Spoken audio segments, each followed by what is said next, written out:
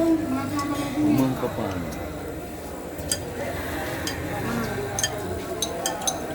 Meja hanlet li. Iban. Nai dia burai meja. Kata-kata lah mo. Boleh ha, nyoba boleh ho. Iban Bang Dalip rasa mi Luar biasa, mantap kan? putra yang mantap. Rasa Rasa apa?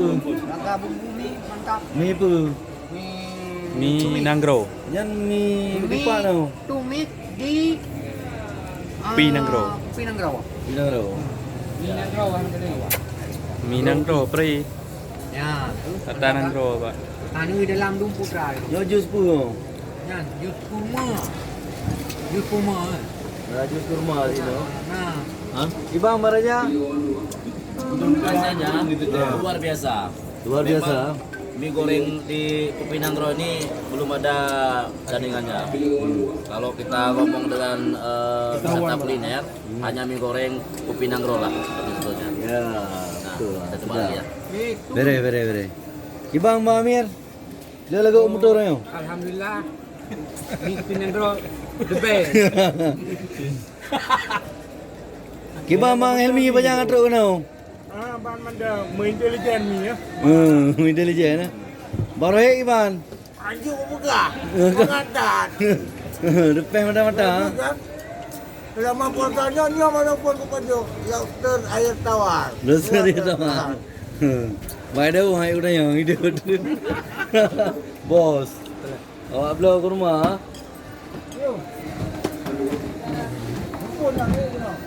Ha?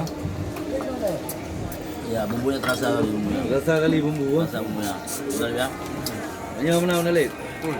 Kau nak bumbu apa aja? Ana betul. Ana. Betul. Meresap. Merata apa?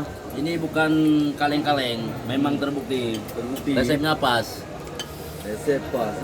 Ya, Jadi- dia buat baju mika naruh dia. Jadi sesuai selera ya. Tiga ni. Kemana tak lu? Iban bukan apa aja? Kalau mie ini, jadi kalau mau makan di sini bisa pesannya sesuai selera masing-masing ya. Memang Jadi, Yang tidak boleh pesan curo. Bisa style ya. Zastel. Nah, mau goreng, mau tumis seperti ini juga enak. Kalau memakai seafood, juga enak. ya kalau yang seafoodnya itu nggak mesti dengan udang lobster, tapi Ini enggak ada siput. Ini udang. iya sudah. Udah yang ada. Bumbunya pas. Bere. Bagaimana raja udang? Pak Raja Jawa mana nih? Ya. Dari Jawa mana? Burung lucu, betul-betul enak. Ada hang bikin ini. Betul-betul enak itu teh. Nah, kalau pakai udang seperti ini, jadi ini ada jenis udah apa lobster apa air tawar ya. Jadi cara saya. Ada kerakunya, Pak. Mantap. Stop. Enak. Pokoknya kalau mau di Mamus udangnya tuh ada kerakunya ya. Pokoknya kalau bagi pengunjung wisata kuliner jangan lupa datang langsung ke Warung Kupinangro. Ya. Di sini berbagai macam menu makanan dan juga aneka minuman tersedia. Warung Kupinangro the best. Termasuk jus kurma ya. Thank you. Kaki Cina.